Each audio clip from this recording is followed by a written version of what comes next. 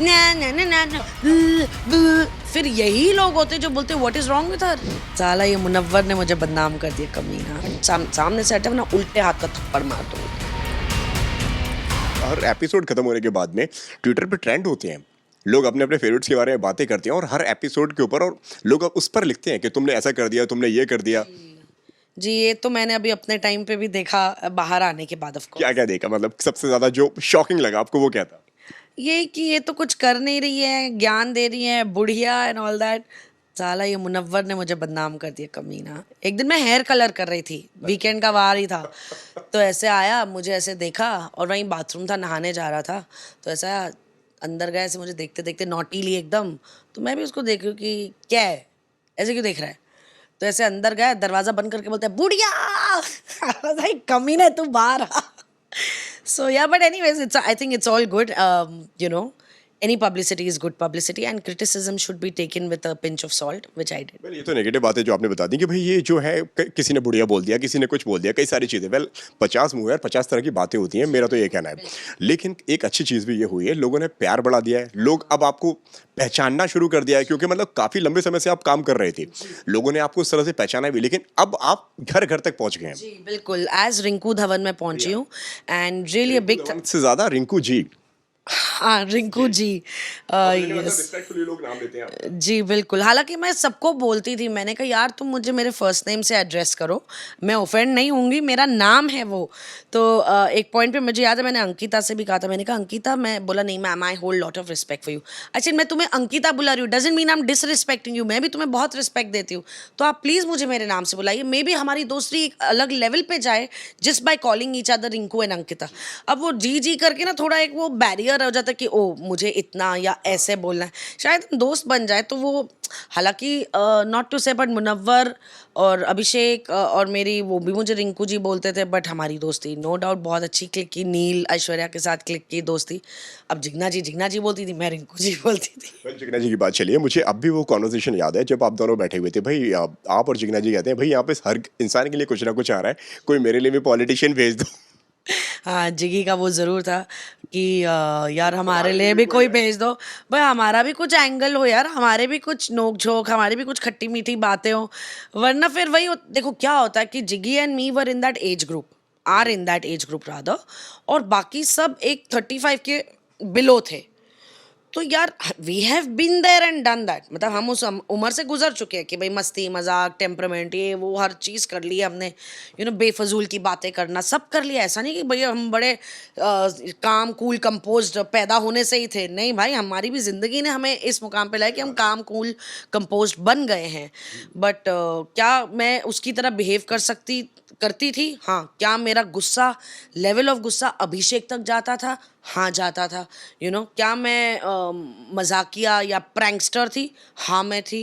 क्या मैं लड़ाकू थी? हाँ मैं थी। मतलब मुझे मेरे पापा नीचे जाने नहीं देते थे, नीचे जाके सबसे लड़ती है, तो मुझे कई बार नीचे खेलने नहीं भेजा जाता था for that. So I have done all that. अब क्या मैं वहाँ जाकर ये 20-25 साल के लड़के लड़कियों की तरह बिहेव करूँ? ना ना ना ना ना, फिर यही लोग होते जो बोलते what is wrong with her, सही बात है। Why she not behaving her age. तो ऑब्वियसली मेरी एक बार ईशा से भी काफ़ी लंबी चर्चा हुई थी, बहुत जनरल हम बात कर रहे थे, तो मुझे बोली थी नहीं रिंकू जी आपको ना थोड़ा ये करना चाहिए वैसा करना चाहिए। तो मैंने बोला ईशा तू 19 की है, मैं 47 की हूँ, जो तेरी जर्नी है इस शो में वो मेरी जर्नी नहीं है। मुझे तो ये भी याद है कि पहले या दूसरे हफ्ते में मैंने ये भी कहा था कि ये बच्चों के बीच में हमको क्यों लाए हैं, हम क्या करें। सो एक्चुअली मुझे ऐसे लगा कि मेरे लिए बहुत बड़ा चैलेंज है इस ग्रुप में अपने आप को फिट करना, क्योंकि I am the odd one out, बाकी सारे हम उम्र है, very close to getting of that age. तो मुझे लगा यार ये मेरे लिए बड़ा चैलेंज है, बट मैं ये नहीं कर सकती, ना ना ना ना ना ना ना यार, वो मैंने अपनी जिंदगी में नहीं किया तो मैं अब करूँगी, एक पॉइंट पे किया है, but I am not going to do that now dude. मतलब मेरा my son is as old as Samarth, I am not going to do that, and it's not I am not going to do that because मैं किसी projection या image conscious हूँ, no, but अब वो मेरा स्वभाव नहीं है। तो मैं अगेंस्ट माई ये मैंने बोला भी था शायद शो में, मैं अपने नेचर के अगेंस्ट जाके just to be there in the show I am not going to do. जिस दिन सबको लगेगा कि मुझे अब जाना चाहिए, मैं उतना ही हेड हेल्ड हाई लेकर इस दरवाजे से निकल जाऊंगी, और मुझे कोई डर नहीं है। ना घुसने का डर था, ना रहने का डर था, ना निकलने का डर है। I am here, this is me, you like me, you hate me, you can't ignore me. सही बात है। और इसी के बीच में एक और यहाँ पे बाहर जो बातें चलती थी, भाई रिंकू जी तो इसलिए सेव हो जाती हैं, वो रिंकू जी का नॉमिनेशन में नाम इसलिए नहीं आता क्योंकि उनका एक एमजी है। ये शॉकिंग लगा थोड़ा आपको, इस तरीके की जो बातें जो चल रही थी? जो मुझे बाहर आके पता चले कि इस तरह की बात। बाहर जो माहौल बना हुआ है, मतलब मैं कई सारे ट्विटर पेजेस पे देख रहा हूँ, मैं इवन ये देख रहा हूँ भाई रिंकू जी जाती नहीं है। अब इस बार रिंकू जी जो है यहाँ पे आ गई है नॉमिनेशन में, इनका एलिमिनेशन होगा नहीं क्योंकि ये सेव हो जाएंगी, क्योंकि इनका एमजी है, या तो फिर नॉमिनेशन कैंसिल हो जाएंगी, इस तरह की बात हुई है। मैं आपको एक चीज़ बता दूं, एमजी मेरे को नहीं मिली। मैंने बात की थी, हाँ मैंने की थी, पर मुझे उसी टाइम बोल दिया गया था कि ऐसा कुछ नहीं होता है। और मैं उतनी अब तो 2.5 महीने में आपने देख लिया होगा कि मैं उतनी अग्रेसिव नहीं हूँ कि नहीं भाई मुझे तो चाहिए वरना मैं जाऊँगी नहीं। मैं वैसी बंदी हूँ नहीं। उन्होंने बोला नहीं होता, मैंने बोला ओके, बात ख़त्म हो गई। तो मुझे थोड़ा डर लगता है ये सब चीज़ें, because it's a very, for me it's a very professional ground, you know. And I मेरे लिए डेफिनेटली इन द इंडस्ट्री जिनके साथ मैंने बहुत सालों से काम किया और आगे भी करना चाहती हूँ, मैं वहाँ पर डेफिनेटली मैं वैसी हूँ यार। I don't do unfair, I don't like lies. तो मैंने क्या पूछा इस बारे में कि अच्छा तो मुझे एमजी, मतलब मुझे लगता है लोग बड़ी फर्मली और स्ट्रांगली ये बातें करते हैं कि I am not going to go inside without an M G. मैंने नहीं किया, मैंने कहा मुझे ना एमजी चाहिए। शायद ऐसी इसी टोन में बात की, उन्होंने बोला नहीं मैम ये तो नहीं होता। सिर्फ अच्छा ओके ठीक है, कॉन्वर्सेशन क्लोज्ड। तो कोई एमजी पे मैं वहाँ गई नहीं थी। और एक खुलासा आप लोग को कर देती हूँ सबको, जितने भी ardent watchers of big boss रहे हैं इतने सालों से और आगे भी रहेंगे, जो नॉमिनेशन की प्रक्रिया होती है ना, वो एब्सोल्युटली जो घर वाले होते हैं वही डिसाइड करते हैं। उसमें मेकर्स का या एंड मॉल का किसी का कोई हाथ नहीं होता, किसी को कुछ नहीं बताया जाता है। वो उस टाइम आपको पता होता है कि हमने ये नॉमिनेशन करनी है और मेरे नाम ये और ये, क्यों ये और ये, क्योंकि ये मेरे कारण। It is a very individual choice of taking those names. तो अगर मेरा नाम आया तो उन कंटेस्टेंट्स को लगा कि हमें रिंकू जी का नाम लेना because of so and so reason. और अगर नहीं आया तो उनमें से किसी कंटेस्टेंट को नहीं लगा नहीं यार रिंकू जी नहीं, बट इस बार मैं इस फलाने बंदे का या बंदी का नाम लेना चाहती हूँ, क्योंकि मे बी उन्होंने कुछ किया होगा या कुछ अटपटा बिहेवियर होगा या उनकी कुछ लड़ाई हुई होगी, फॉर दोज ग्राउंड्स। पर इस नॉमिनेशन की प्रक्रिया में सिवाय घर के सदस्य के अलावा किसी का हाथ नहीं होता है और किसी का दिमाग भी नहीं होता। ये मैं डेफिनेटली क्लियर कर सकती हूँ। एलिमिनेशन जनता के हाथ में। सो उसमें घर वालों का, जैसे एक बार खानजादी ने जब गिव अप कर दिया था और वो बहुत लो थी कि मुझे जाना है, मुझे जाना है, मुझे जाना है, मुझे जाना है, तो मैंने खानजादी को बोला, तब हम 17 लोग थे घर में, मैंने खानजादी को बोला, मैंने कहा खानजादी अगर हम 16 लोग भी तुझे नॉमिनेट कर देना तब भी उस दरवाजे को नहीं खोल सकते, क्योंकि वो दरवाज़ा ऑडियंस ही खुलवाएगी। तो तू बोल, मैं सबको बोल देती हूँ भाई अपनी नॉमिनेशन में प्लीज़ खानजादी का एक नाम ले लेना, बट हम तेरा दरवाज़ा नहीं खुलवा सकते। तो इतनी क्लियर है वो नॉमिनेशन की प्रक्रिया। तो अगर मेरा नाम किसी सदस्य ने नॉमिनेट किया तो वो उनकी वजह थी, और अगर नहीं किया तो उनके पास किसी और के लिए वजह थी, किसी और को नॉमिनेट करने की। मुझे इसी के साथ में मैं कहूँगा कि थोड़ा सा वो अनफेयर नहीं लगता है जब वोटिंग्स के आधार पे मतलब एलिमिनेशन ना हो और घर के बेस पे मतलब हो जाए। इवन कई सारे ऐसे एलिमिनेशन हुए, ऐश्वर्या के भी वहाँ पे अगर मैं बात कहूँगा कि वहाँ पे उनका जो मत लिया गया, वहाँ पे कैप्टन का मत लिया गया कि आप बताओ कि भाई कि किसको निकलना है किसको नहीं निकलना है। इवन अनुराग का भी जो इलेक्शन जो हुआ वहाँ पे पूरे घर की उन्होंने एक राय ली, ना कि एक ऑडियंस की राय ली। तो ये थोड़ा कितना एक कंटेस्टेंट के लिए अनफेयर हो जाता है। डेफिनेटली हो जाता है इन अ वे टू स्पीक, क्योंकि देखिए अगर अनफेयर भी हम बोले तो बिग बॉस ने वो प्रक्रिया रखी थी एक बैलेंस शीट पे, जो बिग बॉस ने बहुत पहले अनाउंस कर दी थी कि मैं सबकी बैलेंस शीट बनाऊंगा। मैं आपको बोलूंगा नहीं, जिस दिन मैं आऊंगा अपने पे मैं सवाल नहीं पूछूंगा, मैं कोई तर्क नहीं सुनूंगा, मैं फैसला सुनाऊंगा। मैं नहीं सुनने वाला किसने पहल की, किसने क्यों किया, मैं नहीं पूछूंगा। ये बहुत clear instructions almost in the beginning of the weeks आ गए थे। हमें क्या पता था बैलेंस शीट क्या होती है। अब जिन्होंने जो भी किया या नहीं किया, you know, as per the protocols of being there in the house, तो एक दिन वो बैलेंस शीट खुली और उस बैलेंस शीट में, यू लाइक इट और not, Anurag was the biggest जिसने रूल ब्रेक किए हुए थे। उसमें ऐश्वर्या ने भी किए थे, नील ने भी किए थे, अनुराग ने किए थे, अंकिता ने भी किए थे। तो very close contestants were Anurag and Ankita, पर उसमें भी अनुराग ने लीड ले ली थी। तो अगर आपको एक चीज़, एक प्रोटोकॉल्स बताए गए हैं कि ये चीज़ें नहीं करनी है घर में रह के, एक नियम बताए गए हैं, तो नियम तो आप अपनी मर्जी से तोड़ रहे हैं, तो फिर अनफेयर कैसे हुआ? अब वो बैलेंस शीट कब खुलती है तो किसी को नहीं पता था। वो तो हमारे टाइम पे भी खुल सकती है, पर थैंकफुली मेरे बैलेंस शीट नील, हाँ मैंने इंग्लिश में बहुत बोला है, तो मेरे इंग्लिश स्पीकिंग पे। तो वहाँ पे अनफेयर आपको कौन लगा? वहाँ पे बिग बॉस आपको अनफेयर लगे थे या वहाँ पे ईशा आपको थोड़ी अनफेयर लगी? देखिए, मुझे बिग बॉस तो कतई अनफेयर नहीं लगे, क्योंकि बैलेंस शीट की वार्निंग हमें मिल चुकी थी।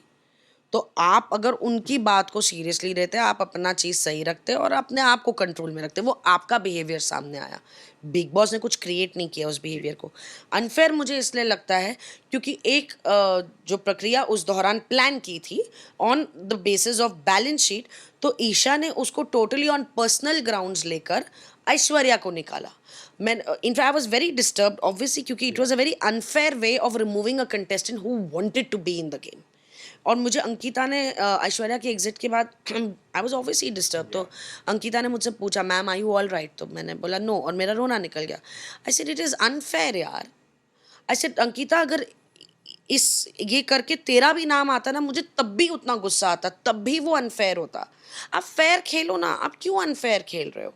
किसका डर है आपको? Aishwarya was had become a threat for them, for Ankita and Vicky, and of course वो उनकी चेली है ईशा, तो उसको अपॉर्चुनिटी मिली एज अ कैप्टन, तो उसने अपने क्या कहे मास्टर्स के लिए रास्ता खोल दिया। मतलब लगता है आपको कि वो उनकी चेली है जिस तरीके आपको से? नहीं लगता? दर्शक बताएंगे, मैं कैसे बताऊंगा? तो मुझे बताइए कि ईशा और ऐश्वर्या की कौन सी तो दुश्मनियां दिखा दी गई हैं on screen, because they were good friends. नहीं, मुझे वो थोड़ी वहाँ पे थोड़ी सी अनफेयर लगी, जहाँ पे एक नॉमिनेशन का एक टास्क था, जहाँ पे फोन होता है अभिषेक के हाथ में। मुझे वहाँ पे मुझे मेरा नाम आने पे कतई जैसे जब मुझे ग्रेस पीरियड में भी डाला था, मैंने किसी से जाके नहीं पूछा तुमको क्यों लगता है मैं ग्रेस पीरियड में, ठीक है तुमको लगता है। मैंने किसी से, मैंने कभी, चाहे मेरी 3 बार नॉमिनेशन हुई है या 2 बार हुई है, ग्रेस पीरियड में डाला है। मैंने कभी किसी से जाके पलट के सवाल नहीं किया कि why, it's your decision, you know. और अगर मेरा लिखा है तो मैं डेफिनेटली जाऊंगी and I am okay with it. I am okay to stay and I am okay to go out, क्योंकि इतने बड़े प्लेटफॉर्म का मुझे ज़िंदगी में नुकसान नहीं हो सकता। मुझे डेफिनेटली इस प्लेटफॉर्म का फ़ायदा ही मिलेगा मेरी लाइफ में। तो I was not scared of anything. मुझे डर किसी से नहीं लगता, और इंसान से क्या डरूँ मैं। डेफिनेटली उस दौरान भी जब वो टेलीफोन के 5 टेलीफोन कॉल्स थे, शी अगेन बीइंग द संचालक, मतलब मुझे ऐसा था बिग बॉस ने ये सारे चीज़ें ईशा की कैप्टनसी में ही प्लान करने थे। किसी फेयर इंसान के इसमें तो प्लान करो, तो फिर आपको अनफेयर नहीं लगेगा। जो फेयर है वही जाएगा। तो जब आपने हर जगह अनफेयर चीटिंग करनी है, तो फिर तो वो फ़ोन एक ही बार बजा ना, उसके बाद तो रद्द हो गया कार्य। अब वो और 4 बार भी बजता तब भी हम ऐसे थे। अब जब 4 बार भी बजेगा तभी भी समर्थ नहीं उठाना, चाहे फ़ोन किसी के भी हाथ में हो। So then how does it matter? But लेकिन क्या आपको क्या लगता है कि क्या चल रहा होगा उस वक्त समर्थ के दिलो दिमाग में, जो उन्होंने नाम सीधा नॉमिनेशन में आपका लिया? Because Samarth didn't like me. Samarth was insecure about me because I was being very strong for him, where I had to call him out like that in personal कि भाई तेरी गेम क्या है अभिषेक, और अभिषेक की भी क्या गेम पास्ट, जिसका इस टाइम करंट सिचुएशन से कोई लेना देना नहीं है।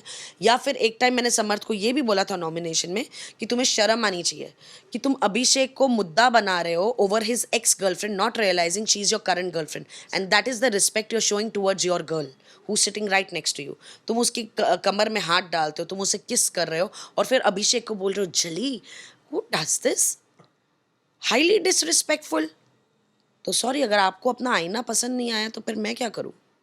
मैंने तो सिर्फ आपको आपका आईना दिखाया कि आप कर क्या रहे हो।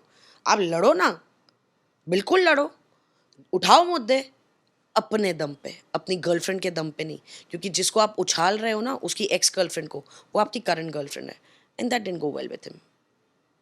And I told him, I said हट, सामने से हट जा, ना उल्टे हाथ का थप्पड़ मार दूंगी।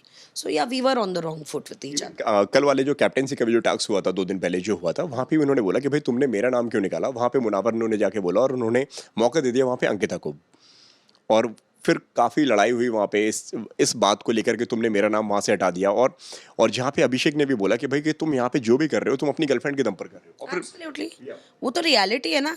अब मुझे एक बात बताए, समझो अभिषेक वहाँ है नहीं, तो फिर चिंटू कर क्या रहा है? और इसके साथ में मनारा ने भी फिर वहां पे एक पीछे से एक वहां पे टॉन्ट दिया कि भाई अगर अभिषेक और जब इन दोनों की लड़ाई होती है कि भाई ये तो ठीक है लेकिन तुम क्या कर रहे हो, तुम भी यहाँ पे अपनी गर्लफ्रेंड की दम पर हो। जहाँ पे मनारा ने बोला ऐसा अभिषेक को, अभिषेक को बोला कि वो अपने गर्लफ्रेंड के दम पे है। विकी भैया के साथ में मिलकर एक टॉन्ट मारा था। आपको लगता है ऐसा? क्योंकि मुझे ऐसा नहीं लगता। नहीं, ऐसा उन्होंने बोला है। रीजन बीइंग, क्योंकि मुझे नहीं लगता, reason being Mannara is really, I don't know what to say, but Abhishek ने तो कभी जाके ईशा को पोक नहीं किया कि एक मुद्दा बनाते हैं अपने पास्ट को लेकर, एक पर्टिकुलर बात को लेकर। चल यार, अभिषेक ने तो कभी नहीं किया। पोक यहाँ से आया, जवाब मिला। पोक यहाँ से आया, लगातार 3 दिन 4 दिन, चौथे दिन जवाब मिला। ऐसा नहीं था कि ये पोक किया अभिषेक, ये पोक किया अभिषेक, ऐसा कभी नहीं हुआ। जब अभिषेक ने अपना आपा खोया, अपने गुस्से में आया, तो उस पॉइंट, ये शुरुआत से ये गुस्सा टू बिकम अग्रेसिव 3 दिन जा चुके होंगे या 4 दिन जा चुके होंगे, जहाँ वो शांत बैठता था, कोशिश, या वो इग्नोर करता, या वो हंसता था, हाँ हाँ हाँ, और हाँ जी हाँ जी हाँ जी, और बोलिए हाँ हाँ हाँ, ऐसे ऐसे करता था।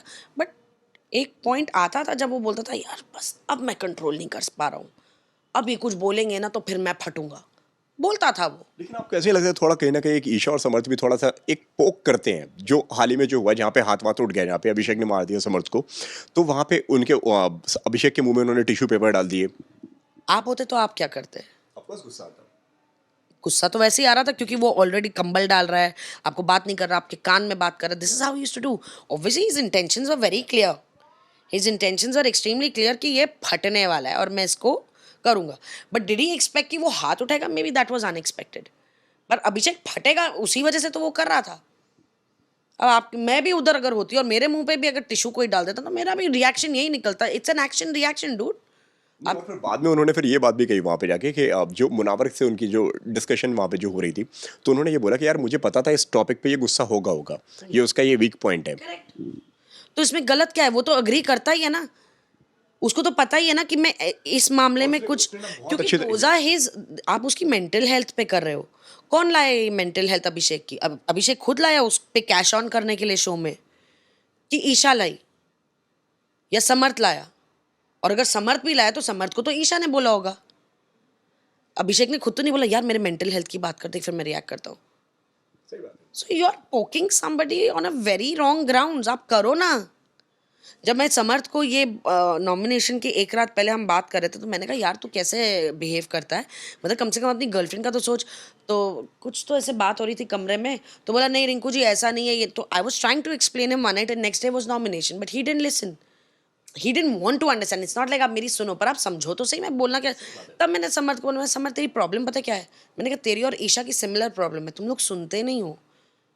जब तुम सुन नहीं रहे, तुम सामने वाले की बात समझ ही नहीं रहे, तो तुम लोग को क्या करने में इंटरेस्ट है? सिर्फ बक बक बक बक बक बक करते रहो, चाहे बिन सिर पैर की बातें करो। इमेच्योरिटी भी तो कह सकते हैं उसको कि एक एज एक वैसी होती है कि जहाँ पे Maturity, आपने ईशा को मेच्योरली बात करते हो तो सुना ही होगा। मैं चिंटू की बात नहीं कर सकती, पर ईशा को तो मेच्योरली बात करते हो सुना ही है ना।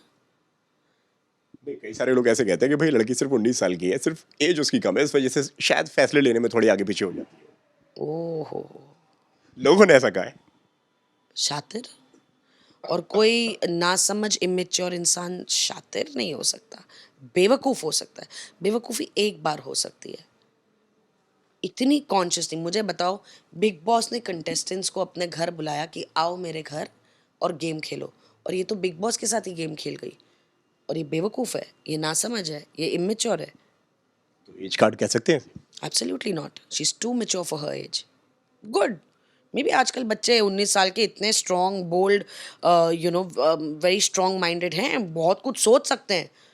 मैं इसीलिए बोलती हूँ क्योंकि मैं 19 साल में ऐसे कतई नहीं थी, ना ही हमारे ऐसे मतलब सराउंडिंग्स थी लाइफ में, मतलब बहुत क्लोज्ड एनवायरनमेंट में हम पले बढ़े। यस, मैं इंडस्ट्री में आ चुकी थी तब, पर उसके बावजूद मेरी मम्मी मेरे साथ आती थी। माहौल तब बहुत अच्छा था यार, बहुत अच्छा माहौल था। But now kids have become very smart thanks to our mobile phones, what is that, social media, internet, जो भी आप कह लो, बहुत स्मार्ट हो गए हैं भैया। लेकिन रिंकू जी, जिस तरीके से अभी जो बातें जो ईशा ने जो कही है अभी हाल ही कमिंग बैक टू दैट, ये age card I don't think anybody should be playing, because Isha is a very smart girl. क्योंकि जब वो बड़े स्मार्ट कमेंट्स देती तो हम बोलते हाय कितनी स्मार्ट है, और जब वो ये हरकतें करती तो कहते हैं नादान है। ओ कम ऑन, नादान ना वो ना मनारा कोई नहीं है। चिंटू उल्टा अपनी बेवकूफ़ियाँ करता है, जो बेवकूफ़ियाँ उसे बहुत महंगी पड़ेंगी, बट स्मार्ट है, ही नोज़, उसको पता है मैं ये करूँगा तो ये होगा, वरना अपनी उसकी बात ही क्या है। सही बात है। जब आप समझो आप और मैं कमरे में बैठ के बात कर रहे हैं, तो चिंटू समझो उसी कमरे में और कुछ रखने आया हो, देखेगा ओ आप और मैं बात कर रहे हैं, तार तार तार, तो मैंने कहा, भाई कितने चक्कर लगाएगा, 5-6 तो लगा लेगा ना। तो बोला तो समझो नील बैठा है। क्या मतलब? मैंने कहा इसको बस एक शब्द चाहिए, एक शब्द इसके कान में पड़ जाए, इसको मुद्दा मिल जाएगा। मैंने कहा आजा आजा, हाँ हाँ, मैं उसके सामने ही बोलती थी, मैंने कहा आजा, ये चौथा चक्कर है, और दो मारने चिंटू, बट तेरे सामने हम कुछ बोलने नहीं वाले, तो तू बैठ जा या तो। फिर करता था ऐसे, आके अपने बेड में चला जाता था। तो मैं चल नील, इसके सामने तो क्या ही बात करें, इसके पास तो मुद्दा है नहीं, ये हमसे मुद्दे लेके जाएगा, let's go out and talk. लेकिन कितना गलत मानती हैं आप एक नेशनल टेलीविजन पर एक इस तरह की बातें करना कि भाई न्यू ईयर की पार्टी में हम गए, मैंने वहाँ पे किसी से हाथ मिलाया और अभिषेक ने मुझे वहाँ पे मारा। एक इस तरह की बातें भी उन्होंने की हुई है। क्या लगता है आपको, क्या वो सही कह रही हैं या यहाँ पे भी एक सिंपैथी कार्ड खेला जा रहा है? देखिए मुझे ये सब नहीं पता है, तो ऐसे ही लूजली उन्होंने कईयों बार ये बात छेड़ी है कि मतलब कि अभिषेक इतना एग्रेसिव हो जाया करता था। मुझे एक बात बताओ, ये अव्वल तो ये जो साल भर पुरानी बातें होंगी, प्लीज करेक्ट मी और मे बी मोर, ये वो बातें छेड़ी क्यों रही हैं? ठीक है, हर किसी का पास्ट होता है, सबका पास्ट बहुत मतलब वो बातें होती है ना कि जब बात है, और ब्रेकअप जब होता है तो कभी बहुत खूबसूरत ब्रेकअप नहीं, तो we were in love and we loved each other and we broke up. नहीं, मेरा मानना ऐसा है कि जब हमें कोई अच्छा लगता है तो हमें उसकी बुरी बात भी अच्छी लगती है, जब हमें कोई बुरा लगता है तो हमें उसकी अच्छी बात भी बुरी लगती है। बिल्कुल, मैं उस पॉइंट से नहीं बोल रही हूँ कि मुझे अभिषेक अच्छा लगता है या मुझे मैं उनकी तरफ से बोल रहा हूँ, शायद जब उनको ये सारी चीजें बुरी ना लग रही होंगी, लेकिन आज जब वो उन्हें अभिषेक पसंद नहीं है तो इस चक्कर में शायद उसकी बुराई कर रही हो। So is this the platform to talk about a past which is more than 1 year ago? शायद उनको लग सकता है कि इसका इम्पैक्ट ज्यादा होगा यहाँ पे, मैं किस पे? अभिषेक पे? शायद उसकी रेपुटेशन डाउन करने में। और वो हो रही है। ऐसा लोगों को लगता है। आपको क्या लगता है? मुझे ऐसा लगता है कि भाई पर्सनल मैटर है, पर्सनल फोरम पे आके बात की जाए तो ज्यादा बेटर होगा। बात खत्म। जो भी आप करने की कोशिश कर रही हैं, जैसे मैंने भी अगर ईशा को एक पॉइंट पे बोला था, मैंने कहा ईशा यार देखो तुम्हारी पर्सनल बातें और पुरानी बातें, 1.5 साल पे तुम आज की बात करो, आज तुम्हारी लाइफ में क्या है, क्या अच्छा है, यहाँ पे तुम्हारे पास 17 लोग, तुम्हें छोड़ के 16 लोग हैं, बनाओ मुद्दे। तो तुम ये एजेंडा लेके आई थी शो पे कि मैं भी आ रही हूँ, अभिषेक भी आ रहा है, चलो भैया मेरा एक सेट मुद्दा तो रेडी है जिस पर मैं खेल सकती हूँ। उस लड़के ने क्यों नहीं पलट के कभी बोला कि यार 1 साल पहले इसने भी ये किया था, इसीलिए मेरा ये मैंने ऐसे बिहेव किया। मुझे तो याद है कि जहाँ तक कि उसने अभी तक उसको नॉमिनेट भी नहीं किया एक भी बार। वो करेगा भी नहीं, वो ऐलान कर चुका है मैं ईशा को नॉमिनेट नहीं करूँगा। और अब बिग बॉस ने खुद बोला हाँ आप तो ईशा को नॉमिनेट करेंगे नहीं, तो वो कर चुका है। ठीक है, वो उसकी पर्सनल फीलिंग है, हमने तो कभी उसको ये नहीं बोला यार तू पागल है कर दे, ठीक, that's is very personal thing. और मुझे नहीं लगता उसमें हमारा किसी का भी राइट है कुछ बोलने के लिए।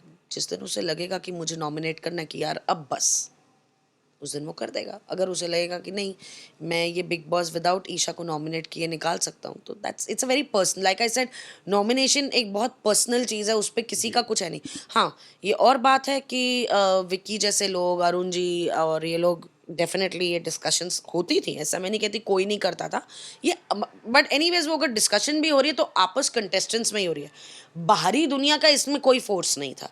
ये आप और मैं बैठ के कर ले कि चल यार हम दोनों मिलके ना फलाने को करेंगे, तो ये again contestant to contestant discussion है which is not allowed again, but it happened. लेकिन क्या लगता है आपको कि दोबारा घर में उन्हें फिर से उन्हें एंट्री मिलनी चाहिए, क्योंकि जिस तरीके से जो फैसले लिए गए और जो अंकिता जी से भी एक उनकी एक मत मांगा गया, कि आपका क्या कहना है जिसके ऊपर ऐसा कहा जा रहा है कि आर्टिकल्स ऐसे जो जिनमें जो लिखा हुआ आ रहा है कि अब वो घर में जाने के बाद बहुत ज़्यादा नाराज़ हुए हैं तो अच्छी बात है ना, अंकिता के ऊपर कि तुमने इस तरीके के कुछ फैसले लिए। तो गलत तो नहीं है ना? आपको लगा कि अंकिता गलत थी वहाँ पर?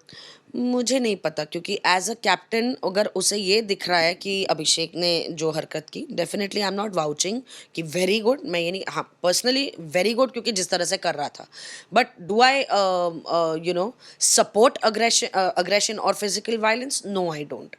बट अगर हम उस चीज़ को टेलीकास्ट में हमने जो देखा है, उस टेलीकास्ट में हमें जितना दिखाया है, डेफिनेटली उससे कहीं ज़्यादा हुआ होगा for Abhishek to reach that point.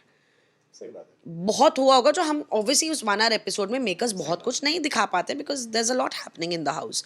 But अगर as a captain, and it's all about being fair, मैं नहीं बोलती आप अभिषेक को कॉल आउट नहीं करो, definitely he should be called out for the behaviour conduct that उसने किया, जो उसने हाथ उठाया।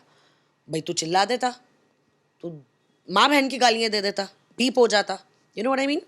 बट ठीक है, आई am not favouring that thing, but मतलब भाई फिर तुम क्या ही एक्सपेक्ट कर रहे थे. But at the same time Ankita as a captain should have highlighted that Chintu और Isha did cross their lines over his mental health.